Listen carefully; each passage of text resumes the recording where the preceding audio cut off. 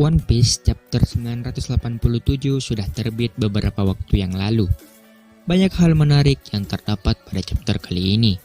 Di antaranya, Kaido yang menerima luka dari Red Scabbers, Luffy yang mendeklarasikan perang besar terhadap Yonko Big Mom dan Kaido, hingga Nekomamushi yang akan bertransformasi ke wujud sulong.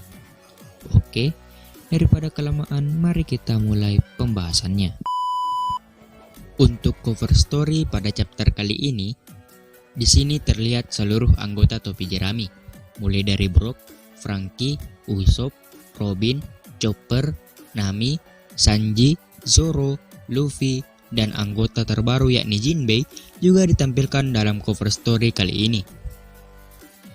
Di sini terlihat mereka ditemani dengan 3 ekor anjing ukuran normal dan 2 ekor binatang yang entah itu binatang apa, karena yang diperlihatkan cuma bagian atas kepalanya saja.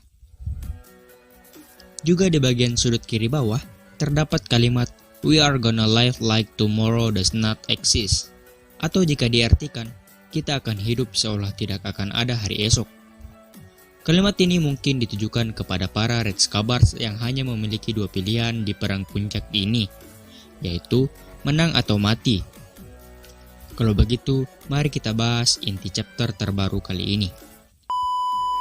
Chapter dibuka dengan flashback saat Kaido terkena serangan talak berupa sayatan pedang yang saat itu dilancarkan oleh Kozuki Oden menggunakan pedang Ame no Habakiri dan pedang Enma miliknya, sehingga membuat Kaido menjerit kesakitan.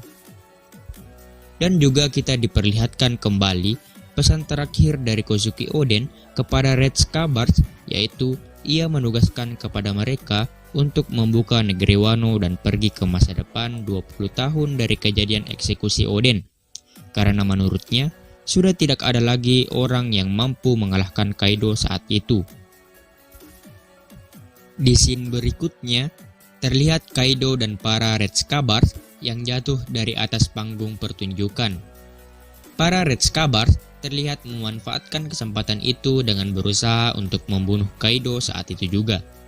Kita melihat pedang Kinemon menembus kulitnya, pedang Kikunojo yang berhasil melubangi tangan kanannya, Nekomamushi yang merangkul tangan kirinya setelah sebelumnya ia menjatuhkan gada milik Kaido, serta terlihat Raizo yang menyilangkan pedangnya tepat di bawah leher Kaido. Sontak, Kaido pun merasa kesakitan dan membuatnya menjerit untuk yang kedua kalinya, lantaran trauma bekas luka yang ia terima dari Oden dan tusukan pedang dari para Red Scabbers tidak mampu ia tahan. Kaido bahkan tidak menyangka bahwa para Red Scabbers memiliki Ryou yang mirip dengan Kozuki Oden. Saat Kaido dan para Red Scabbers sudah mendarat di bawah panggung, para kroco Kaido langsung berinisiatif untuk menyerang Red Scabbers. Saat itulah Hyogoro dan para pemimpin Yakuza dari berbagai distrik yang sebelumnya dipenjara di tambang udon muncul untuk menghalangi kroco-kroco itu agar tidak mengganggu para Red Scabbers. Nah, di sisi lain, terlihat Yamato dan Luffy yang sedang menuju ke tengah pertempuran. Namun, di tengah perjalanan, tiba-tiba Yamato mendapat serangan dari ulti. Itu dikarenakan ulti masih kesal terhadap Yamato karena sebelumnya ia sudah dihantam menggunakan gada oleh Yamato saat akan menyerang Luffy.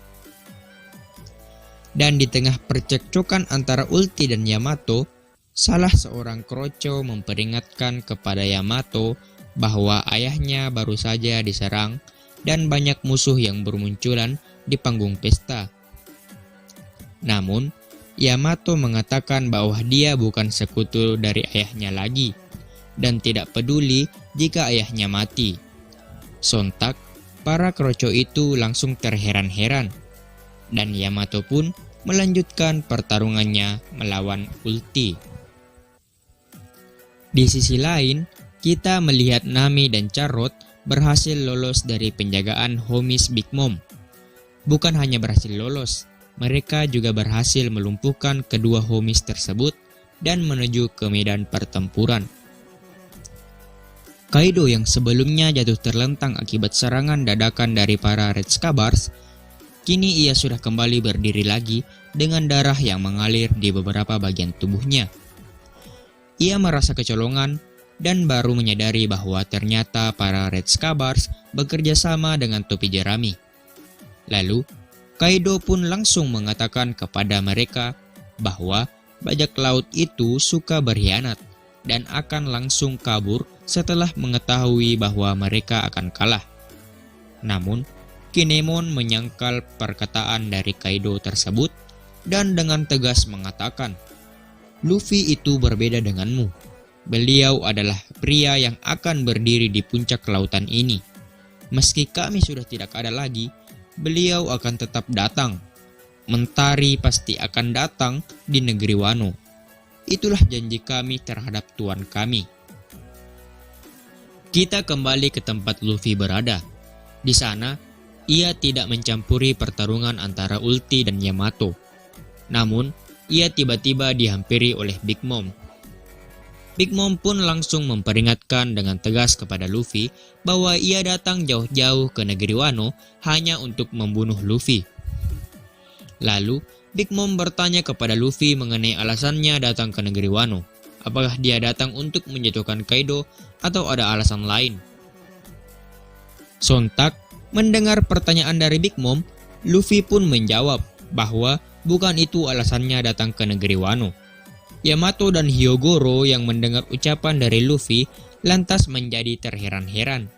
Namun, sebelum mereka berpikiran terlalu jauh, Luffy langsung menyambung ucapannya.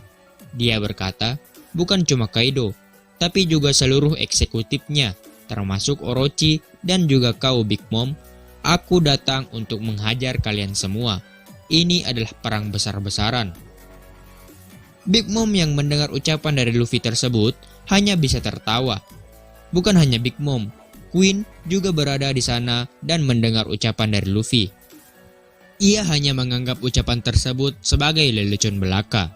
Namun, beberapa saat kemudian, Queen menerima laporan lewat Denden Mushi dari bawahannya. Bawahan Queen mengatakan bahwa ada ribuan penyusup yang datang dari pintu belakang.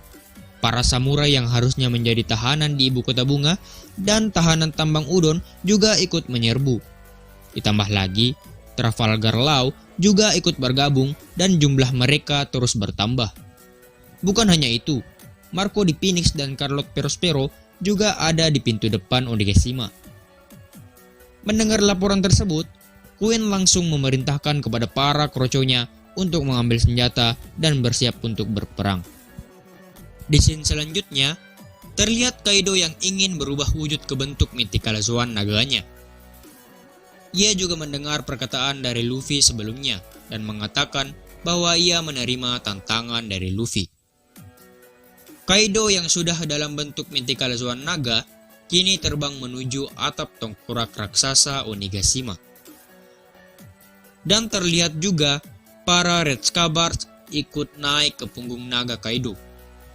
Sesampainya di atas atap tengkorak raksasa, Kaido dan para Red Scabbards sudah bersiap untuk bentrok satu sama lain. Di sana terlihat salju yang turun karena terbawa angin. Namun, tidak ada satupun awan yang menutupi bulan, sehingga bulan purnama terlihat sangat jelas. Hal ini membuat para suku Ming dapat berubah ke wujud sulungnya. Tidak terkecuali Inuarashi dan Nekomamushi. Dan pada akhir chapter, kita melihat Nekomamushi yang tersenyum lebar, menandakan ia akan mengerahkan seluruh kekuatannya dalam wujud sulung.